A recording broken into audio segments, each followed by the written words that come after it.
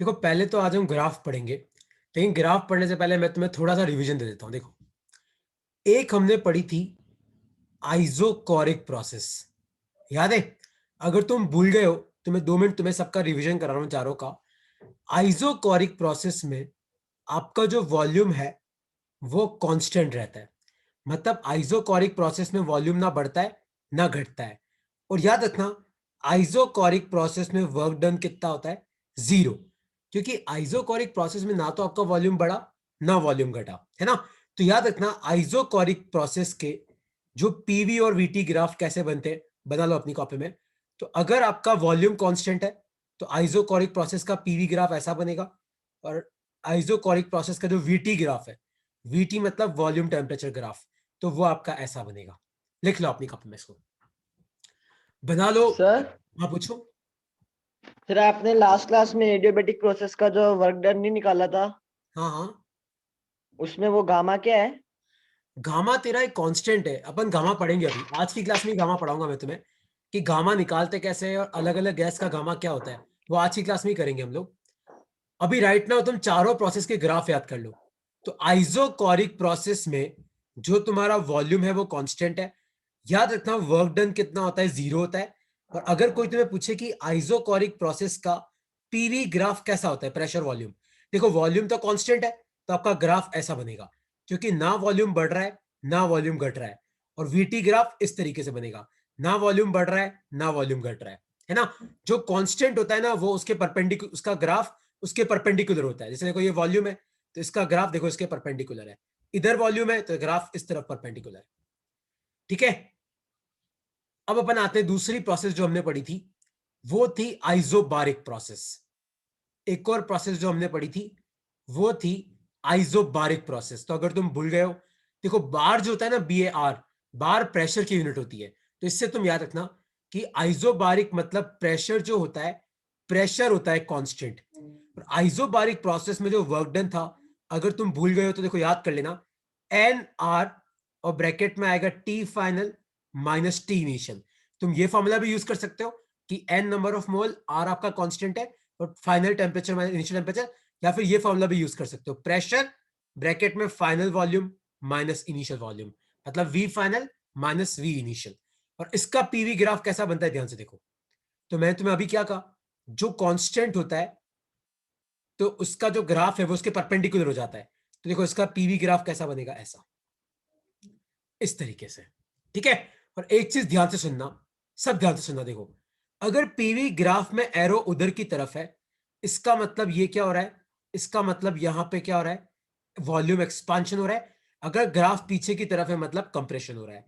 और सेम इसका जो वीटी ग्राफ है वो कैसा बनेगा, ध्यान से देखना। मतलब आइसोबारिक प्रोसेस का जो वीटी ग्राफ है, देखो ये इंपॉर्टेंट है कि आइसोबारिक प्रोसेस का वीटी ग्राफ कैसा होगा। देखो, आइसोबारिक प्रोसेस में पी कांस्टेंट होता है और volume directly proportional to temperature होता है। तो इसका वीटी ग्राफ ऐसा बनेगा, इस तरीके से बना लो, लिख लो। तो ये आइसोकोरिक, फिर आपका आइसोबारिक, लिख लो। इन दोनों में कोई भी डाउट है तो पूछ सकते हो, इन तो मैं तीसरे पे आ रहा हूं।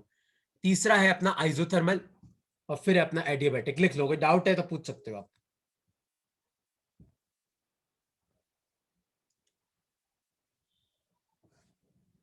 कोई भी डाउट है तो आप पूछ सकते हो इनमें। आइसोकोरिक हो गया, आइसोबारिक हो गया। तीसरा लिखो अपनी कॉपी में, आइसोथर्मल, कि आपका आइसोथर्मल का ग्राफ कैसा होगा। तो थर्ड लिखो आप, आइसोथर्मल प्रोसेस। अब देखो आइसोथर्मल में क्या होता है, अगर तुम्हें नहीं पता है तो थर्मल टेम्परेचर, आइसोथर्मल में आपका टेम्परेचर क्या रहता है? कांस्टेंट रहता है। इसमें जो वर्क डन का फॉर्मूला है वो मैंने पढ़ाया था, NRT log V2 bye V1। या फिर एक और फॉर्मूला आप जो यूज कर सकते हो, NRT की जगह आप P1 V1 भी लिख सकते हो, P1 V1 log V2 bye V1। या फिर आप ये भी लिख सकते हो, P2 V2 log V2 bye V1। ठीक है, और अब ध्यान से देखना, आइसोथर्मल प्रोसेस का पीवी ग्राफ कैसा बनेगा? प्रेशर है, वॉल्यूम है, इस तरीके से। और याद रखना, एरो उधर की तरफ है तो वॉल्यूम बढ़ रहा है, एरो पीछे की तरफ है तो वॉल्यूम घट रहा है। मतलब ये तो एक्सपांशन और ये क्या है? कंप्रेशन। और इसका जो वीटी ग्राफ है वो कैसा बनेगा, देखो टेम्परेचर कांस्टेंट है तो वीटी ग्राफ कैसा बनेगा, ऐसा। तो अगर एरो ऊपर की तरफ है मतलब एक्सपांशन, वॉल्यूम बढ़ रहा है, नीचे की तरफ मतलब कंप्रेशन, वॉल्यूम घट रहा है। लिख लो अपनी कॉपी में आइसोथर्मल प्रोसेस तीसरा। और बस एक लास्ट ग्राफ और है, सब इंपॉर्टेंट है, ये पूरी स्लाइड बहुत इंपॉर्टेंट है, इसको लिख लो साथ साथ कॉपी में लिख लो बस, फिर अपने ग्राफ हो गए, फिर अपन एक दो ग्राफ के क्वेश्चन करके फर्स्ट लॉ पे आएंगे।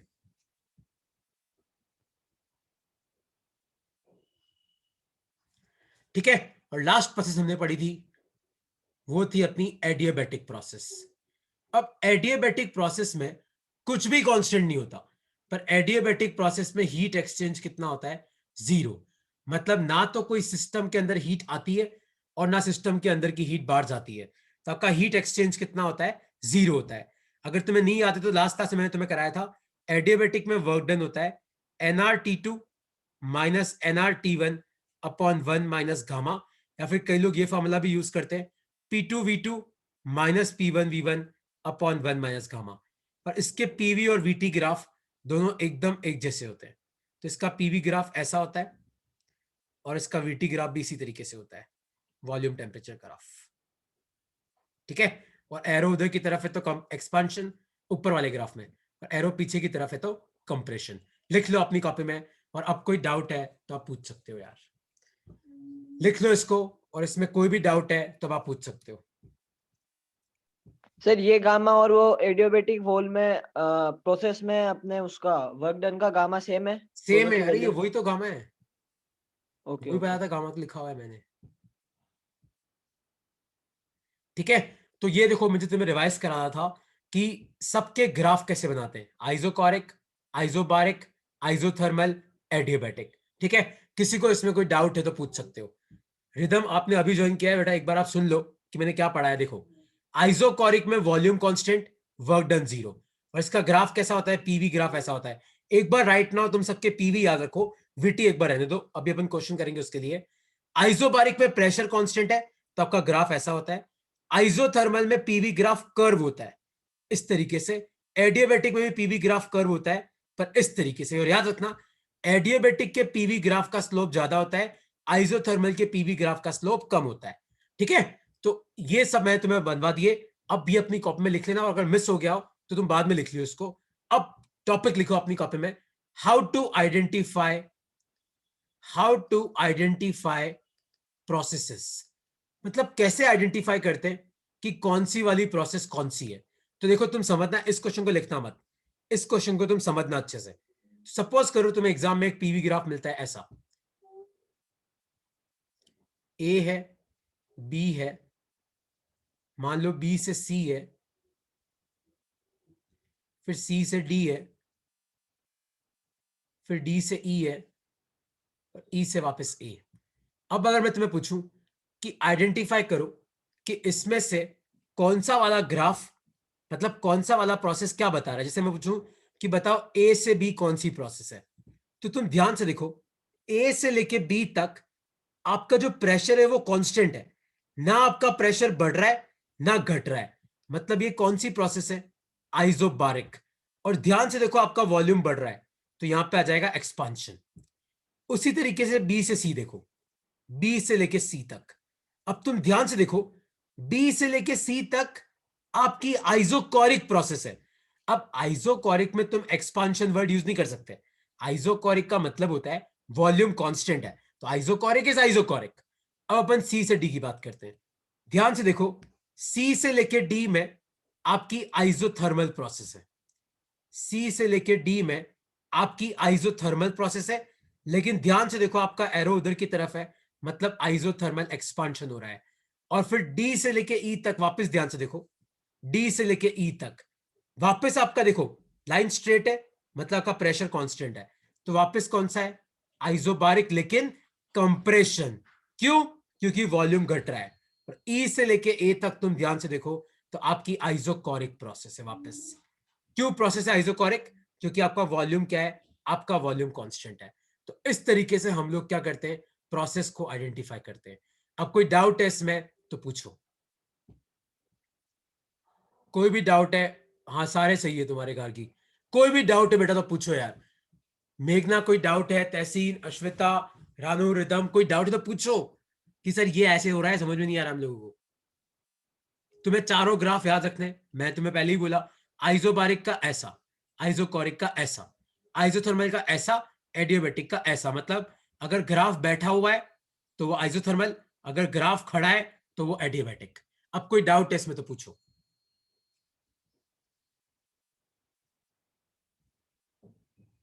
तो देखो एक क्वेश्चन तुम लोग ट्राई करो, एक क्वेश्चन तुम लोग ट्राई करो कैसे करते। देखो सपोज करो कि मैं तुम्हें एक पीवी ग्राफ देता हूं प्रेशर वॉल्यूम का। तो मान लो कि ग्राफ ऐसा है, पहले ग्राफ आगे जा रहा है, फिर ग्राफ का स्लोप ज्यादा है, वर्ड ध्यान से सुनना, स्लोप ज्यादा है, फिर ऐसे जा रहा है, फिर नीचे आ रहा है, और फिर ये यहां से आके और फिर ऐसे जा रहा है।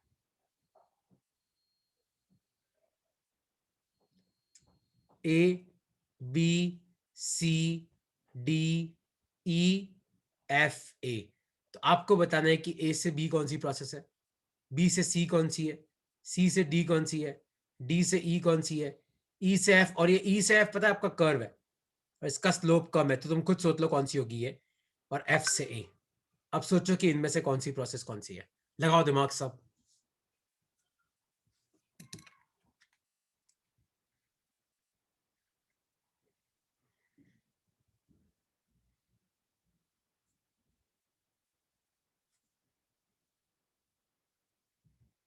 सोचो।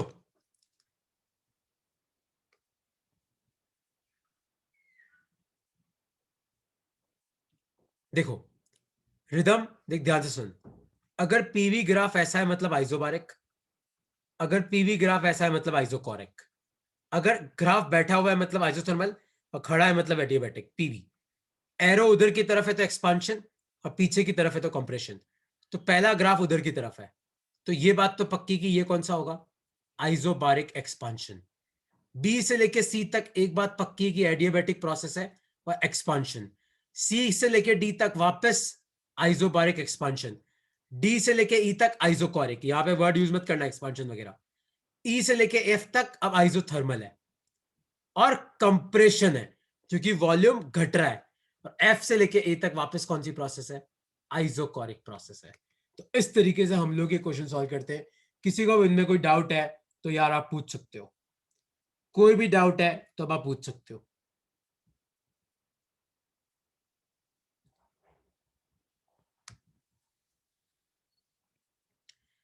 ठीक है, ए से बी, बी से सी, सी से डी, डी से ई, ई से एफ और एफ से ए। तो ये प्रोसेस का आइडेंटिफिकेशन है। ठीक है, किसी को अब इसमें कोई भी डाउट है तो तुम पूछ सकते हो। आप सबको इंडिविजुअल वर्क डन निकालना आता है कि आइसोबारिक में कैसे निकालते हैं, एडियाबैटिक में कैसे निकालते हैं, इन सब में कोई भी डाउट है तो आप पूछ सकते हो यार।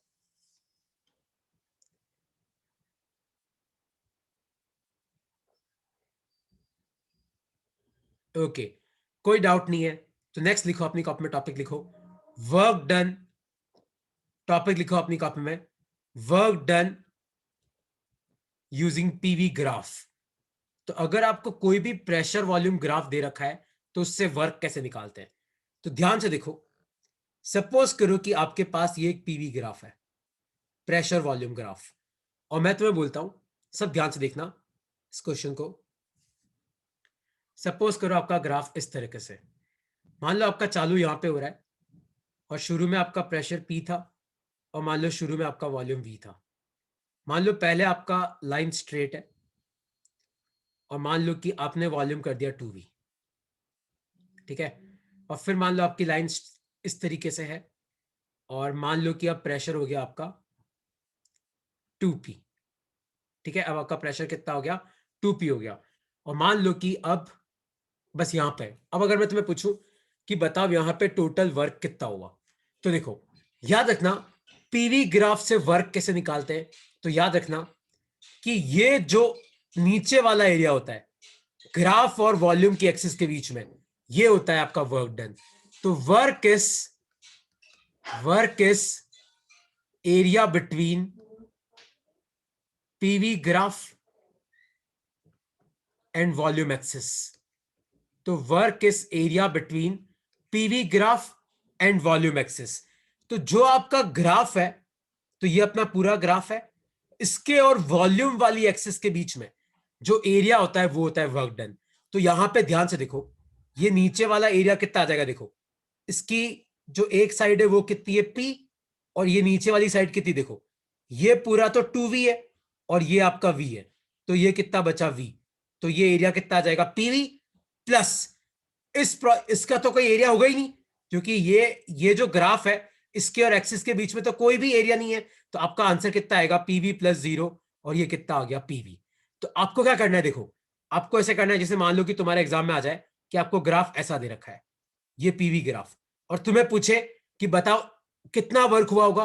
तो आपको क्या करना है, ध्यान से देखो, जब ग्राफ चालू होता है तो ऐसे ज्वाइन करो, जहां ग्राफ खत्म होता है तो ऐसे ज्वाइन करो। ये जो बीच वाला एरिया है, ये वाला एरिया क्या हो जाएगा तुम्हारा वर्क। तो work is area between PV graph and volume axis. आया तुम्हें समझ में? तो आपको कौन सा एरिया निकालना है, ग्राफ और एक्सिस के, कौन सी, वॉल्यूम एक्सिस के बीच वाला निकालना है। लेकिन ग्राफ कौन सा होना चाहिए, पीवी, यानी कि वीटी में निकाल रहे हो। और देखो तुम एक और चीज देखो, अब खुद मुझे बताओ ये वाली प्रोसेस कौन सी है, आइसोकोरिक प्रोसेस है, और आइसोकोरिक प्रोसेस में वर्क डन कितना होता है, याद है, 0। तो आइसोकोरिक प्रोसेस में वर्क डन वैसे भी कितना होता है, 0। और ध्यान से देखो, ये जो एक्सिस है, ये एक्सिस इस V के साथ वैसे भी कोई भी एरिया नहीं लगा रही है। एरिया किसके बीच में आ रहा है, इस ग्राफ के और एक्सिस के बीच में। तो याद रखना, कोई तुम्हें पूछे कि बताओ पीवी ग्राफ और वॉल्यूम एक्सिस के बीच का जो एरिया होता है वो क्या बताता है, तो वो एरिया क्या बताता है कि कितना वर्क हुआ। आया तुम्हें समझ में? लिख लो अपनी कॉपी में इस एग्जांपल को, और अगर सर एग्जाम में जीरो क्वेश्चन क्यों आ ऐड जाए, करा? क्या हो गया, 0 क्यों ऐड करा आपने? 0? अरे देख, देख गगन, यहां पे ये वाला ग्राफ दिख रहा है तेरे को, नीचे पहले वाला ग्राफ, तो एक तो मेरे को ये एरिया लेना है, तो वो तो कितना आ जाएगा पीवी, और दूसरी ये एक स्ट्रेट लाइन है, यार ये स्ट्रेट लाइन और इसके बीच में तो कोई एरिया है ही नहीं, तो इसलिए मैंने उसको 0 ले लिया। मैं एक एग्जांपल और देता हूं, तुम्हें समझ में आ जाएगा। और रानू, आप जो बोल रहे हो बेटा वो साइक्लिक प्रोसेस है, उस पर मैं आता हूं फर्स्ट लॉ करवाने के बाद। अभी अपन साइक्लिक प्रोसेस पे नहीं है, ठीक है? लिख लो इसको अपनी कॉपी में। किसी ने मुझे देखा है तुम में से कई लोगों को ट्रेपीजियम का एरिया निकालना नहीं आता है। तो अगर तुम्हें ट्रेपीजियम पता है, लाइक ट्रेपीजियम का एरिया कैसे निकालते हैं, तो मान लो कि ये कोई ट्रेपेजियम है, ठीक है, और मान लो कि आपका ये वाला डिस्टेंस b1 है, ये b2 है, और मान लो हाइट है h। तो अगर तुम्हें नहीं पता है कि किसी भी ट्रेपीजियम का एरिया कैसे निकालते हैं, तो half into sum of parallel sides, मतलब b1 प्लस b2 इंटू क्या होता है, हाइट। तो ट्रेपीजियम का एरिया कितना होता है, half into sum of parallel sides, parallel sides मतलब b1 और b2, इनका सम इंटू क्या आ जाएगा, हाइट। और एक और चीज याद रखना, देखो सर्कल का एरिया तुम्हें पता है, ट्राइंगल का तुम्हें पता होता है, एलिप्स का तुम्हें एरिया नहीं पता होता। तो अगर तुम्हें नहीं पता है कि एलिप्स होता भी क्या है, तो देखो इस तरीके से होता है एलिप्स। तो मान लो एलिप्स का ये वाला है, तुम्हें ए दे रखा है और ये डिस्टेंस तुम्हें बी दे रखा है। तो याद रखना किसी भी एलिप्स का एरिया होता है पाई ए बी। जैसे तुमने शायद पहले कभी पढ़ा हो, तो अर्थ की जो ऑर्बिट होती है वो एलिप्टिकल होती है, मतलब आपका जो सन है वो एक फोकस पे होता है, अर्थ कैसे घूमता है, अर्थ ऐसे एलिप्टिकल ऑर्बिट में घूमता है, ना कि सर्कुलर, रियल में ऐसा होता है। तो एलिप्स में बेसिकली क्या होता है, एक मेजर एक्सिस होती है, तो ये ए, और एक माइनर एक्सिस होती है, ये होता है बी। तो एलिप्स का एरिया कितना होता है, पाई ए बी। ये दोनों फॉर्मूले तुम्हारे बहुत काम आएंगे एरिया निकालने में, लिख लो एलिप्स का एरिया और ट्रेपेजियम का एरिया, अगर तुम्हें नहीं पता है तो।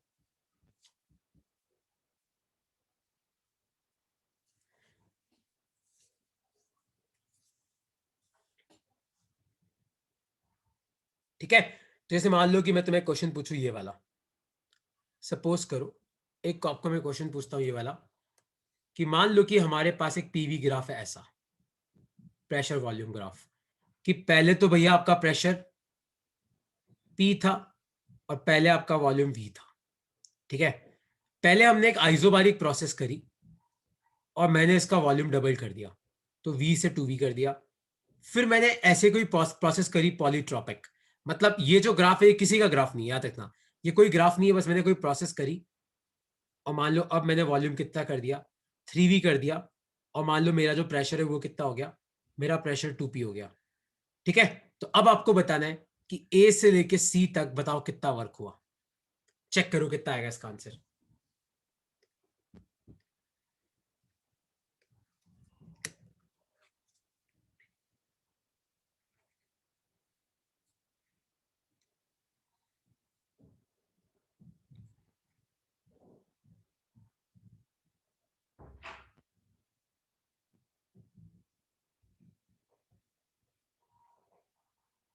ये बैग ले जाऊं क्या?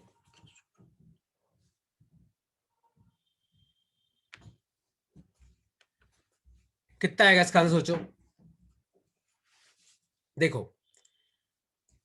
पीवी ग्राफ से एरिया कैसे निकालते हैं, ग्राफ और वी के बीच में कितना एरिया है, मतलब एक तो आपको ये वाला निकालना है और एक आपको ये वाला निकालना है।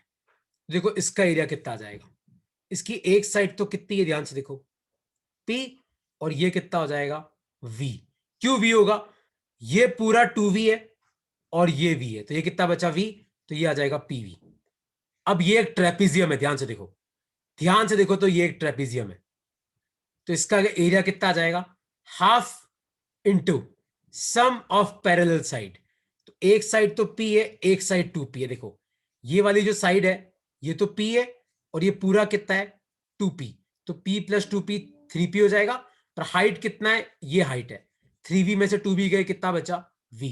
तो आपका आंसर कितना आया 3PV/2। तो आपका टोटल वर्क कितना हुआ PV प्लस 3PV/2। तो इसको सॉल्व करना, ये आ जाएगा तुम्हारा 5PV/2 आ जाएगा।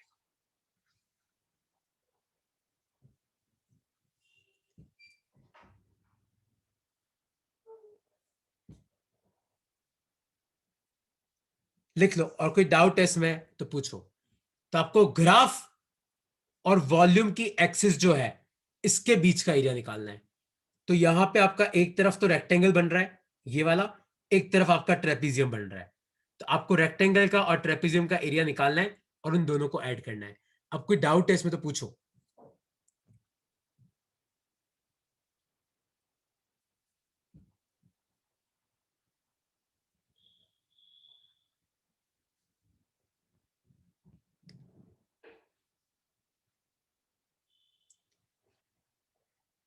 मेघना कोई डाउट है, गार्गी कोई डाउट है, अश्वेता कोई डाउट है तो पूछो कि मैंने क्या किया। ये तुम्हें डाउट आ रहा है तो पूछो यार, आपको सिर्फ एरिया निकालना है यार पीवी ग्राफ के बीच का, है ना। कुछ भी पूछना है तो पूछ सकते हो, तो मैं नेक्स्ट टॉपिक पे जा रहा हूँ। सर हाँ पूछो। सर वो एक इलिप्टिकल वाला भी बता दो ना, उसका कैसे होगा। इलिप्टिकल वाला मैं साइक्लिक में बताता हूँ, इलिप्टिकल वाला मैं देखो ठीक साइक्लिक है में सर। एक्सप्लेन करता हूँ। एक सेकेंड।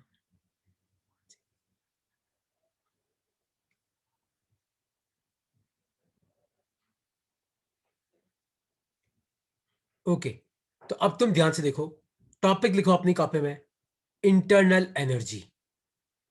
टॉपिक लिखो अपनी कॉपी में इंटरनल एनर्जी, जिसको डिनोट करते हैं यू से। टॉपिक लिखो अपनी कॉपी में इंटरनल एनर्जी। तो इंटरनल एनर्जी होता क्या है पहले वो लिखो। तो इंटरनल एनर्जी का मतलब है sum of kinetic energy and potential energy of all the atoms or molecules in the system. Sum of kinetic energy and potential energy of all the atoms or molecules in the system. तो system के अंदर जितने भी atoms और molecules हैं उनकी kinetic और potential energy का सम करेंगे तो अपने को मिलेगा इंटरनल एनर्जी। और इंटरनल एनर्जी का फॉर्मूला होता है N/2 FRT। ये फॉर्मूला हम आगे डिराइव भी करेंगे कि ये फॉर्मूला आया कैसे, कौन सा N/2 FRT। तो यहां पे हर चीज का मतलब समझना। देखो N का मतलब होता है नंबर ऑफ मोल्स, F का मतलब होता है जो अभी हम निकालना सीखेंगे डिग्री ऑफ फ्रीडम। F का मतलब क्या होता है डिग्री ऑफ फ्रीडम। T होता है आपका टेम्परेचर, लेकिन याद रखना टेम्परेचर हमेशा किस में लेना, केल्विन में लेना। और U होता है आपका इंटरनल एनर्जी। तो तुम ध्यान से देखो, इंटरनल एनर्जी बेसिकली एक चीज पर डिपेंड करती है, वो है टेम्परेचर। तो जितना ज्यादा सिस्टम का टेम्परेचर होगा उतनी ज्यादा सिस्टम की इंटरनल एनर्जी होगी। तो U का फॉर्मूला क्या है N/2 FRT। N आपका है नंबर ऑफ मोल्स, F आपका है डिग्री ऑफ फ्रीडम, T है आपका टेम्परेचर, जो आपको किस में लेना है, केल्विन में। ठीक है, तो एक बार इस फॉर्मूले को लिख लो, उसके बाद सबसे पहले हम डिस्कस करेंगे कि डिग्री ऑफ फ्रीडम क्या होता है। एक बार लिख लो अपनी कॉपी में।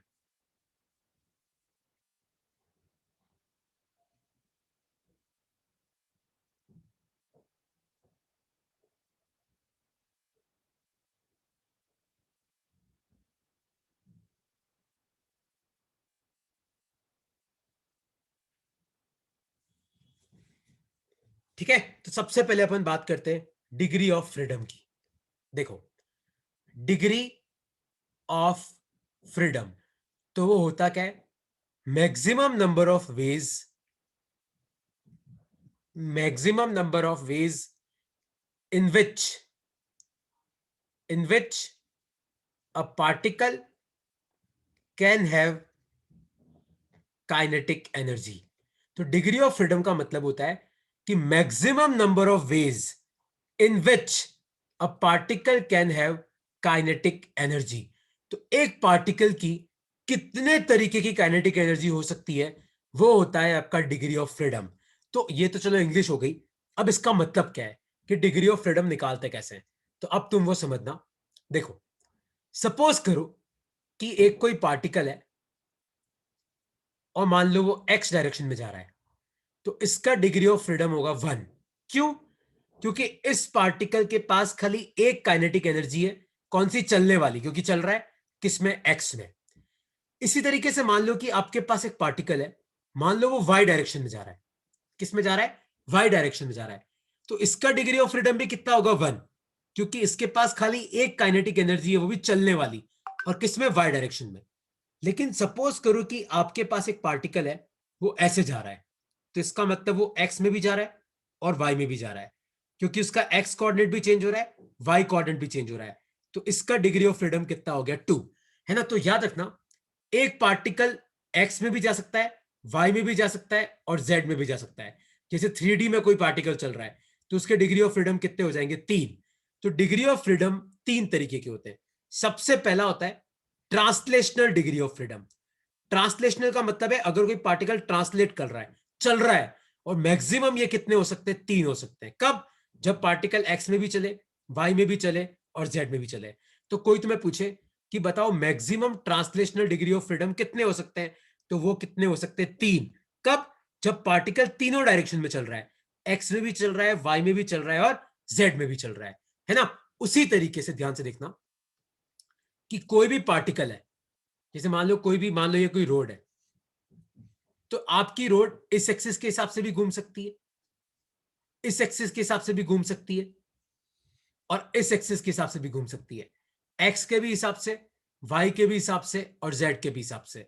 तो उसी तरीके से एक होते rotational degree of freedom, rotational degree of freedom, और वो भी कितने हो सकते, 3। वो भी कब? जब पार्टिकल एक्स के हिसाब से भी वाइब्रेट करे, वाई के हिसाब से भी वाइब्रेट करे और जेड के हिसाब से भी वाइब्रेट करे। और तीसरा होता है vibrational degree of freedom. Vibrational, vibration में क्या होता है, देखो, एक तो इसके लिए 2 पार्टिकल होना जरूरी है। तो मान लो कि 2 पार्टिकल के बीच में कोई बॉन्ड बना हुआ है, तो ये अपनी जगह वाइब्रेट कर सकते हैं, तो ये होते हैं वाइब्रेशनल डिग्री ऑफ फ्रीडम। तो vibrational degree of freedom maximum होते हैं 6। ये कैसे? अगर एक्स में वाइब्रेट करेगा तो 2 लेंगे, वाई में करेगा तो 2 लेंगे और जेड में करेगा तो 2 लेंगे, क्योंकि वाइब्रेशनल एनर्जी बहुत ज्यादा होती है। तो अगर पार्टिकल एक्स में वाइब्रेट कर रहा है तो अपन एक नहीं लेते, कितने लेते, 2। अगर पार्टिकल वाई में वाइब्रेट कर रहा है तो भी 2, और जेड में वाइब्रेट कर रहा है तो भी 2। तो अगर पार्टिकल तीनों में वाइब्रेट कर रहा है, एक्स वाई जेड में, तो अपन कितने ले लेंगे, 6 ले लेंगे। तो कोई तुम्हें पूछे कि बताओ डिग्री ऑफ फ्रीडम होता क्या है, तो maximum number of ways in which a particle can have kinetic energy, उसको बोलते हैं डिग्री ऑफ फ्रीडम। वो 3 तरीके की हो सकती है, ट्रांसलेशनल, रोटेशनल, वाइब्रेशनल। और याद रखना, vibrational degree of freedom directly proportional to temperature होती है, क्योंकि अगर टेम्परेचर ज्यादा होगा तभी पार्टिकल वाइब्रेट करेंगे, वरना वाइब्रेट नहीं करेंगे। तो कोई तुम्हें पूछे कि बताओ इनमें से कौन सी वाली टेम्परेचर पर डिपेंड करती है, तो वाइब्रेशनल वाली डिपेंड करती है। ट्रांसलेशनल मैक्सिमम 3 हो सकते हैं, रोटेशनल मैक्सिमम 3 हो सकते हैं, वाइब्रेशनल मैक्सिमम 6 हो सकते हैं। अपन अब आगे निकालना सीखेंगे कि किसका क्या क्या होता है। एक बार इसको लिख लो अपनी कॉपी में।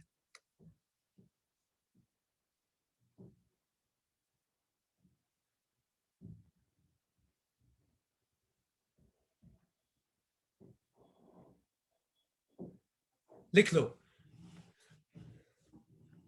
ट्रांसलेशनल मैक्सिमम 3, रोटेशनल मैक्सिमम 3 और वाइब्रेशनल मैक्सिमम 6।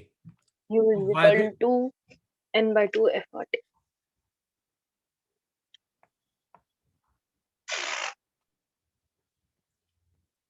लिख लो, और कोई डाउट है इसमें तो पूछो।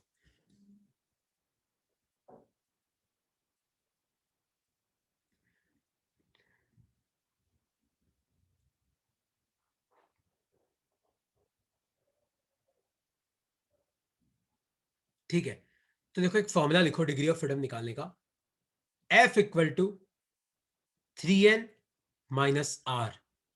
n का मतलब होता है नंबर ऑफ पार्टिकल्स और r का मतलब होता है नंबर ऑफ रिलेशंस। अपन इसको भी यूज करेंगे, एक बार इसको लिख लो, F equal to 3n minus r को।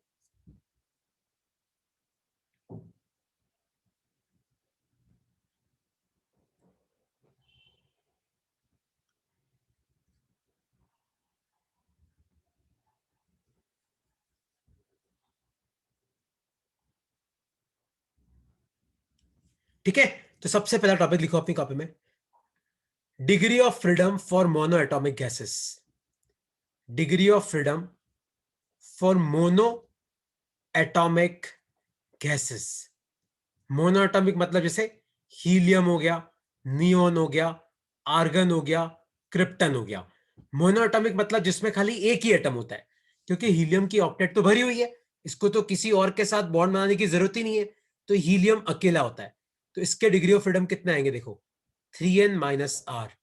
तो नंबर ऑफ पार्टिकल कितने, 1। अकेला हीलियम, रिलेशन तो 0 है क्योंकि अकेला है बेचारे, को रिलेशन ही नहीं है। तो डिग्री ऑफ फ्रीडम कितने हो गए, 3। और याद रखना ये तीनों के तीनों कौन से होंगे, ट्रांसलेशनल। इनमें से कोई भी रोटेशनल नहीं है, कोई वाइब्रेशनल नहीं है। तो मोनो एटॉमिक गैसेस के कितने डिग्री ऑफ फ्रीडम होते हैं, 3। और तीनों के तीनों कौन से होते हैं, ट्रांसलेशनल डिग्री ऑफ फ्रीडम होते हैं। लिख लो अपनी कॉपी में।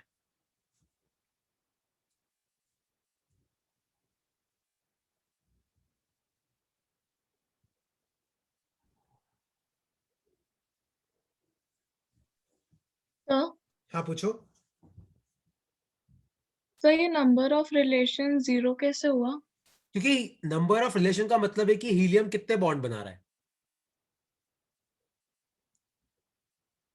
Okay sir. अभी अपन जो डायटोमिक करेंगे तेरे को समझ में आ जाएगा कि आर का मतलब क्या है।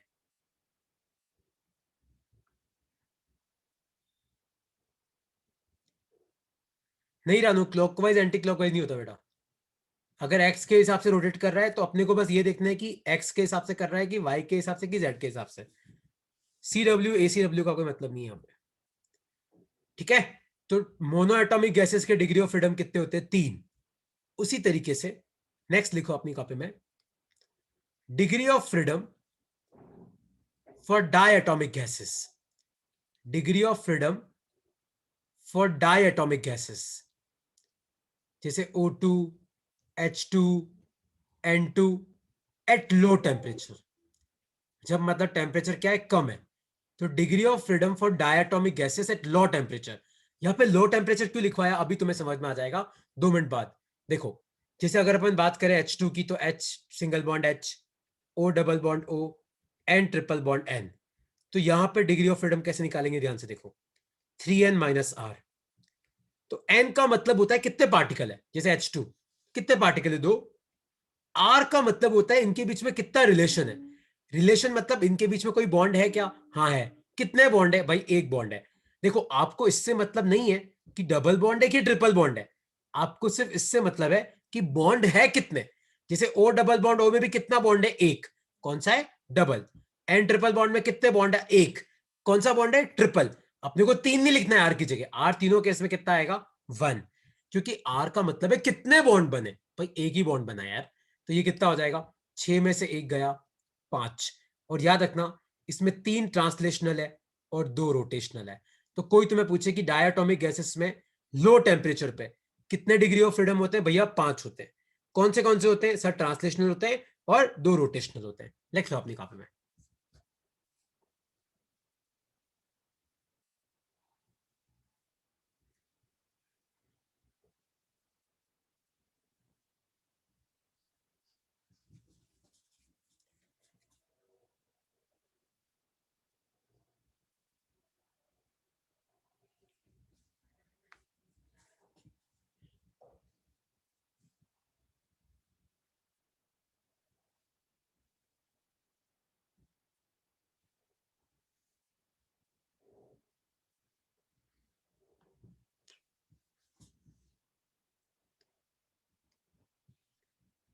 ठीक है, बस आज का लास्ट टॉपिक लिखो अपनी कॉपी में, क्योंकि नेक्स्ट क्लास में भी अपन इसी को कंटिन्यू करेंगे।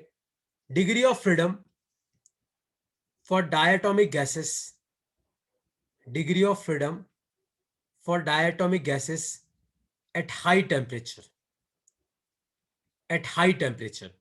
तो यहां पे अपना फॉर्मूला काम नहीं आएगा, यहां पे तुम्हें याद रखने कि होते 7, 3 तो ट्रांसलेशनल, 2 रोटेशनल, और याद रखना टेम्परेचर ज्यादा है तो पार्टिकल वाइब्रेट करते हैं, तो 2 हो जाएंगे तुम्हारे वाइब्रेशनल।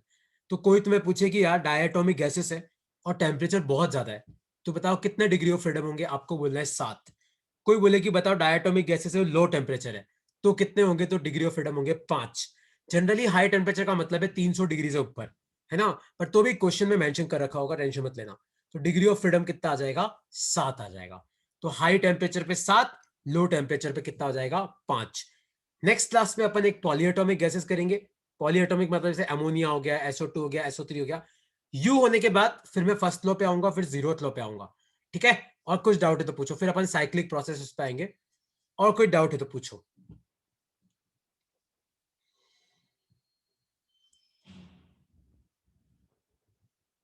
ओके, कोई डाउट नहीं है तो यार एक्चुअली मेरी परसों की रिकॉर्डिंग ड्यू चल रही है, मैं आज तुम्हें दोनों रिकॉर्डिंग भेज दूंगा। ठीक है, आज आपको मैं दोनों रिकॉर्डिंग और इन सब चैप्टर के नोट्स भी भेज दूंगा, थर्मो के और उसके, तो वो भी तुम तुम्हारी कॉपी में लिख लेना। चलो ओके यार, bye bye. Bye, sir. Bye, sir.